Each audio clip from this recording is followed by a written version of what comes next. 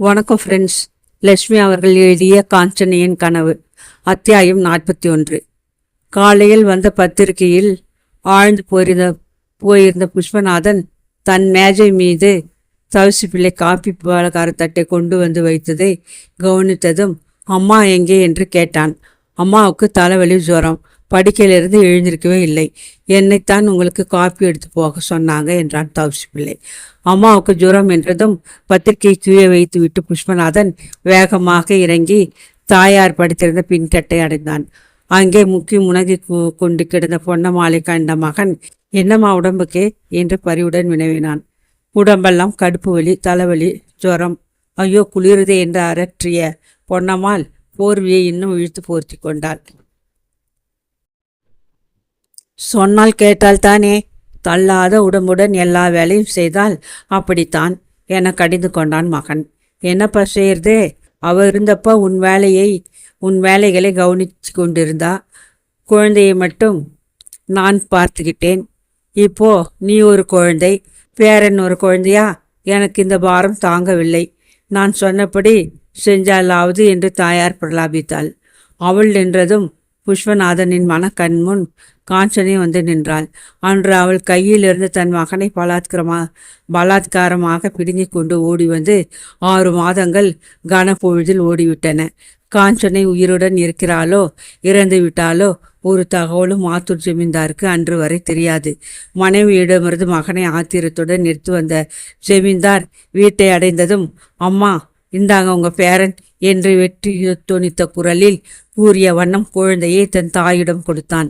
பேரனை வாங்கி அணைத்து கொண்ட பொன்னம்மாள் இழந்த கண்களை திரும்ப பெற்ற குருடனை போன்று மகிழ்ச்சி அடைந்தாள்.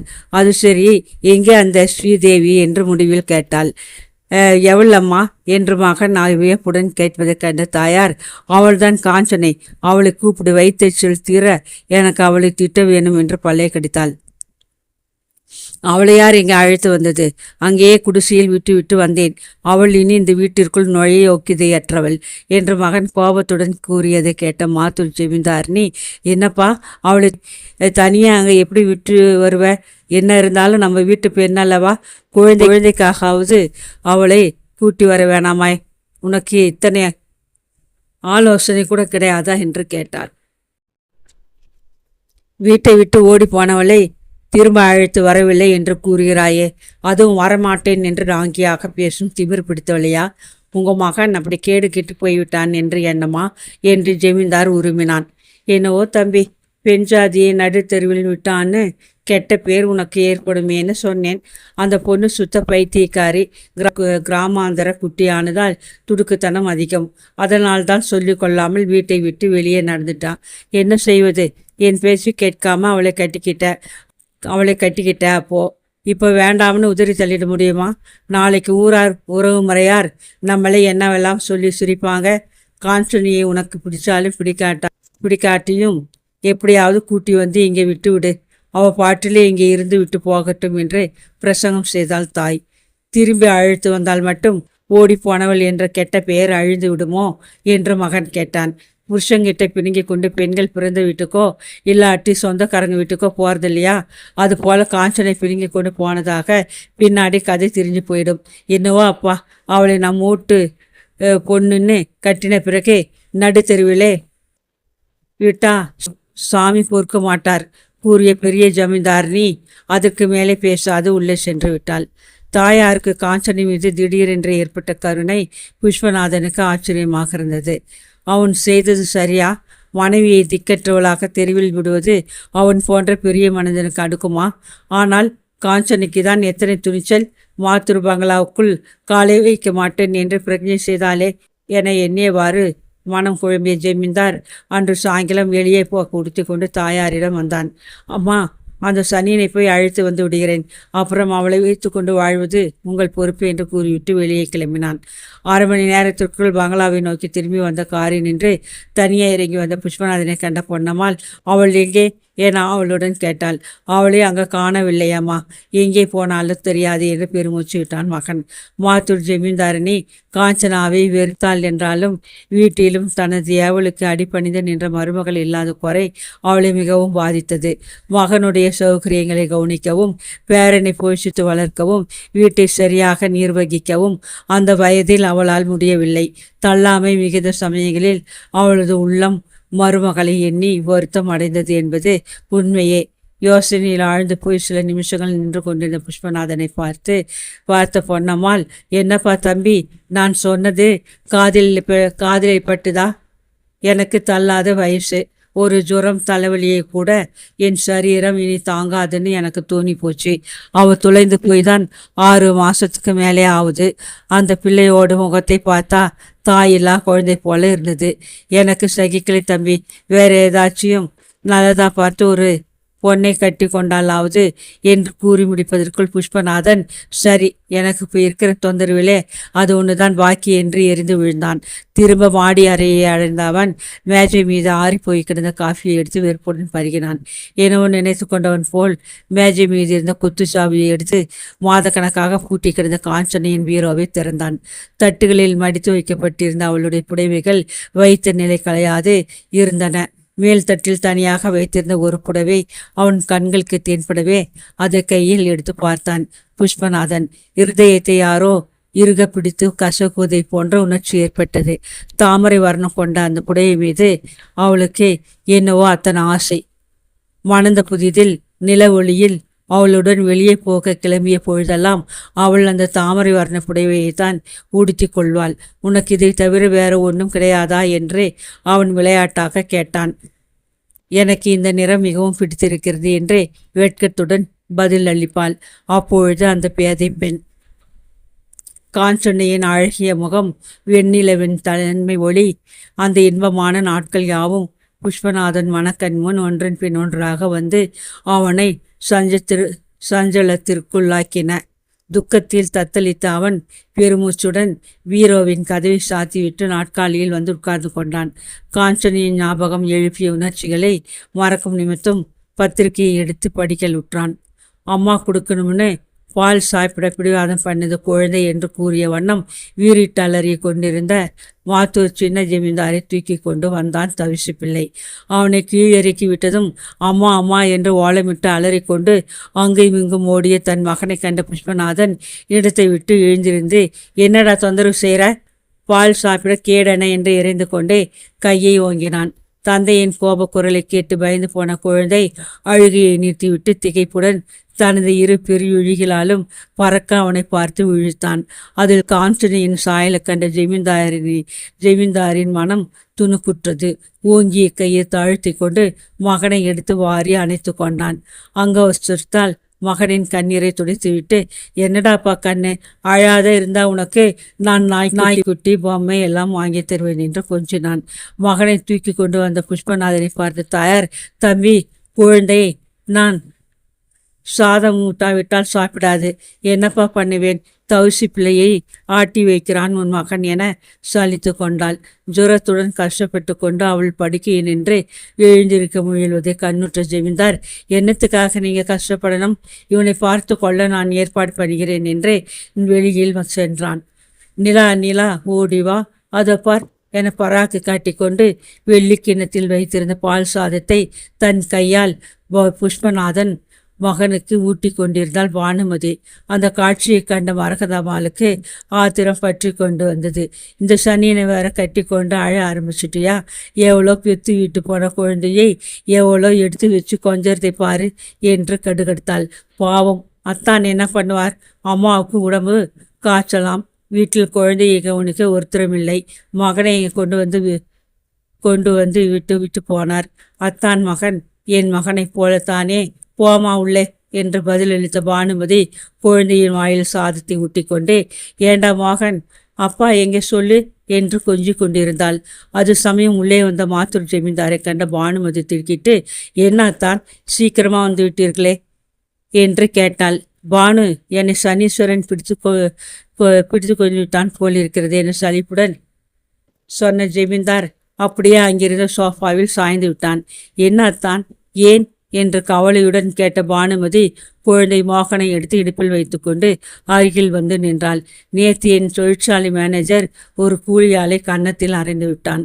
அதற்காகவும் தங்களுக்கு சம்பளம் போதாது என்று குறைக்காகவும் தொழிலாளிகள் இன்று வேலை நிறுத்தம் செய்துவிட்டார்கள். மேனேஜர் செய்த பிசுகிற்கு மன்னிப்பு கேட்க வேண்டுமாம். சம்பளம் அதிகப்படி வேண்டுமாம். இந்த வேலை நிறுத்தத்தை எப்படி சமாளிக்கப் போகிறேன் என்று அலுப்புடன் கூறினான் அவன். போன வருஷம் உங்களுக்கு நஷ்டமல்லவா ஏற்பட்டது? நஷ்டத்தில் பங்கு வேண்டாமா அவர்களுக்கே என்று கூறி மெல்ல சிரித்தாள் பானுமதி. அவளுடைய ஹாஸ்ய மொழியில் ஈடுபட்ட புஷ்பநாதன் தன் கவலையை மறந்து கூடவே சிரித்தான். அத்தான், இதற்கெல்லாம் ஏன் வருத்தப்படுகிறீர்கள்? தொழிலாளிகள் குறைகளை நிவர்த்தி செய்து விடுவதாக உறுதி சொன்னால் வேலை நிறுத்தம் தானே நின்றுவிடும். இவ்வளவு தானே என்று தேற்றினாள். அத்தியாயம் 42. வாசலில் வெயிலுக்காக போட்டியிருந்த பந்தலில் இருந்த கயிற்று கட்டிலில் படுத்து கொண்டிருந்த நீலமேகம் பிள்ளை ரஸ்தாவியே அவளுடன் பார்த்து கொண்டிருந்தான். டாக்டர் ஐயா வரவில்லையா இன்னும் என்று விசாரித்து கொண்டிருந்த நோயாளிகள் திரும்பி போகாது அங்கே உட்கார்ந்து விட்டனர்.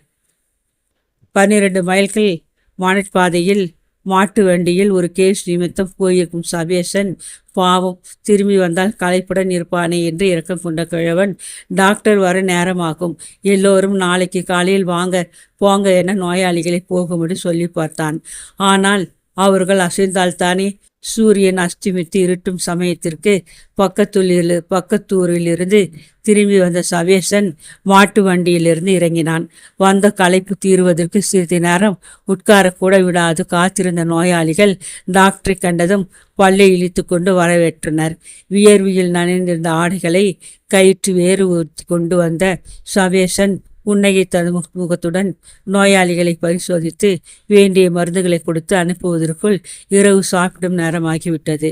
வேலைக்கார அம்மா சமைத்து வைத்திருந்த போஜனத்தை தாங்களே எடுத்து பரிமாறிக்கொண்டு தாத்தாவும் பேரனும் சாப்பிட்டு முடித்தனர்.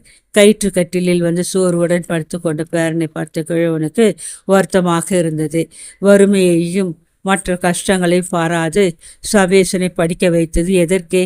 பேரன் பெரிய டாக்டர் ஆவான், கை நிறைய பணம் சம்பாதிப்பான், நகரத்து பெரிய பங்களாவில் வசிப்பான், காரிலே பிரயாணம் செய்வான் என்றெல்லாம் கனவு கண்டு கொண்டிருந்த நீலமேகம் பிள்ளை சபேசனின் வாழ்க்கை முடிவை கண்டு மன அதிர்ச்சி அடைந்து விட்டான். பேத்தி காஞ்சனா வீட்டை விட்டு ஓடிவிட்டாள் என்று மாத்தூர் ஜமீன்தார் சொல்ல அறிந்த கிழவன் அந்த அதிர்ச்சியை சமாளிப்பதற்குள் அடுத்த நாளே திடீரென்று அங்கு தோன்றிய சபேசன், தாத்தா வீட்டை காலி செய்துவிட்டு இந்த க்ஷணமே என்னுடன் கிளம்பிவிட வேண்டும் என்று உத்தரவிட்டான். பேரன் போட்ட கடும் உத்தரவை தவிர்க்க முடியாத கிழவன் தன் தட்டுமுட்டு சாமான்களுடன் எங்கே போகிறோம் என்று யோசனையின்றி கிளம்பிவிட்டான். சின்ன பாளையம் ஒரு சிறு கிராமம். பக்கத்து டவுனுக்கும் அதற்கும் இடையே சுமார் 30 மைல்கள் இருந்தன. வைத்திய வசதி இல்லாதிருந்த அந்த கிராமத்தில் போட்டி போட வேறு டாக்டரின்றி சிறு கூரை கட்டிடத்தில் டாக்டர் சபேசன் தனது தொழிலை ஆரம்பித்தான். வைத்தியர் வாணிமுத்துவையும் நாவிதன் நாகப்பனையும் டாக்டர் சபேசனையும் ஒன்றாக கருதினார்கள் அந்த கிராமவாசிகள். விஸ்வாநகர் சர்க்கார் ஆஸ்பத்திரியின் புகழ்பெற்ற மேஜர் அருணகிரியின் உதவி டாக்டர் சபேசன் அவனுடைய ரண சிகிச்சை சாமர்த்தியத்தையும் FRCS ஆரம்ப பரீட்சையில் பெற்றுக்கொண்ட கீர்த்தியையும் பற்றி அறியாத கிராமவாசிகள் ஆரம்பத்தில் டாக்டர் சபேசன் என்று வெயிலிலும் மழையிலும் அடிபட்டு வாசலில் தொங்கிக் கொண்டிருந்த அவனது பெயர் கொண்ட பலகையை பார்க்கவும் அஞ்சினார்கள். ஆனால் நாலாவட்டத்தில் 2 பேர்கள் துணியுடன் அவனிடம் வைத்திய உதவி பெற்று அவனது கீர்த்தியை பரப்ப ஆரம்பித்தனர். 6 மாத காலத்திற்குள் சின்னப்பாளையத்தில் பிரபல வைத்தியனாக விளங்கினான். ஆனால் ஏழை கிராமவாசிகளுக்கு வைத்தியனாக இருந்த டாக்டர் சபேசன் ஏழையாகத்தான் இருந்தான். அவர்கள் அளித்த சிறு தொகை அவனது மாத செலவுக்கு தான் சரியாக இருந்தது. 12 மைல் தூரம் போய் வந்தே அப்பா, அந்த வீட்டிலே என்ன கொடுத்தாங்க என்று கிழவன் பேரனை விசாரித்தான். 10 ரூபாய் கொடுத்தார்கள் பாவம், அதற்கு மேல் அவர்களால் தர முடியாது என்று கூறிய பேரன் மேலே ஆகாயத்தை பார்த்து கொண்டிருந்தான். என்னவோ தம்பி, நம்ம கதி இப்படி ஆயிருக்கும்னு நான் நினைக்கவில்லை. அந்த பெண்ணை பெரிய இடத்தில் கொடுத்தோம்னு நினைச்சேன். அது போன இடம் தெரியாமல் போயிட்டுது. சீமைக்கு படிக்க போகிறேன் அப்படி இப்படின்னு சொல்லிவிட்டு நீ ஒரு குப்பை காட்டில் வந்து மறைஞ்சு கிடக்கிற. உன் படிப்பு பதிவுசு தெரிஞ்ச மனுஷங்க நடுவில் இருந்தால் 4 காசு சம்பாதிக்கலாம். இப்படி கஷ்டப்படுறதுக்கு அவனை படிக்க வச்சது. பேசாமல் கலப்பை எடுத்து விழுதாலும் சாப்பாட்டுக்கு கட்டி வரும். அதை விட்டுட்டு நீ இங்கே வந்து அஞ்ஞாத வாசம் பண்ணுறது எனக்கு தாங்கலை. இப்படி நீ இருக்கிறதுக்கு காரணம் இல்லாமல் போயிட்டது. நானும் தான் யோசித்து பார்த்து மனசு வெந்து போயிட்டேன். இங்கே வந்து ஏன் மறைஞ்சு கிடக்கிற? தங்கச்சி சொல்லாமல் கொள்ளாமல் எங்கேயோ போயிட்டான்னு வெட்கப்பட்டு கொண்டு இந்த ஊரிலே ஒளிஞ்சு கொண்டாயா? எனக்கு சொல்லக்கூடாதாப்பா என்று கிழவன் மனம் உருக கேட்டான். வானத்திலே தவிழ்ந்து கொண்டிருந்த மேகப்படலங்கள் சபேசனுக்கு பல நினைவுகளை எழுப்பின. தாத்தா, காரணம் உண்டு. என் மனசு சுக்கலாக வெடிச்சு போச்சு. அது ஒரு பெண்ணால் ஏற்பட்டதுன்னா நீங்க ஆச்சரியப்படலாம் என்றான். தம்பி, எனக்கு சொல்லாம இத்தனை நாளா மறைச்சு வச்சிருந்தியே, நியாயமா அது என கேட்ட கிழவன் கட்டிலில் எழுந்து உட்கார்ந்து பேரன் முகத்தை பார்த்தான். நான் வேலை செய்த இடத்தில் ஒரு டாக்டர் இருந்தாள். பணக்காரி, புத்திசாலி, அழகி. அவள் என் மேல் ஆசை கொண்டவள் போல் நடித்தாள். அவளை கண்டு என் மனம் பறிபோயிற்று.